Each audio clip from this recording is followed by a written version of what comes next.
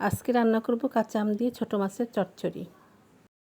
প্রথমে প্যানে তেল দিয়ে দিব, এর ভিতরে একটু বেশি পরিমাণ পেঁয়াজ কুচি এবং টমেটো দিব, দিয়ে এর ভিতরে স্বাদ মতো লবণ দিয়ে আমি তেলের ভিতরে পেঁয়াজ এবং টমেটোটা নরম করে নেব। পেঁয়াজ এবং টমেটো নরম হয়ে আসছে, এখন এর ভিতরে আমি 1 চামচ হলুদের গুঁড়া, 1 চামচ মরিচের গুঁড়া, 1/2 চামচ ধনিয়া গুঁড়া, 1/2 চামচ জিরার গুঁড়া এবং বেশি পরিমাণে একটু কাঁচামরিচ দিয়ে 1 কাপ পরিমাণ পানি দিয়ে দিব এবং এর ভিতরে 1 চামচ চিনি দিয়ে আমি মশলাটা ভালো করে কষিয়ে নিব। মশলা আমার কষানো হয়ে গিয়েছে, এখন ছোটো মাছটা দিয়ে একটু নাড়াচাড়া করে পরিমাণ মতো পানি দিয়ে দিব।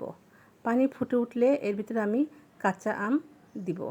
এরপরে সরিষা আমি কাঁচামরিচ দিয়ে বেটে রেখেছিলাম, সেটা ছাঁকনি দিয়ে ছেঁকে সেটা আমি দিয়ে ঢাকনা দিয়ে থেকে রান্না করব। মাছের ঝোলটা কমে এসেছে, এখন ধনিয়া পাতা কুচিয়ে দিয়ে ঢাকনা দিয়ে 1 মিনিট রান্না করে নিব। কাঁচা আম দিয়ে মাছের চচ্চড়ি খেতে অসাধারণ। Yummy yummy.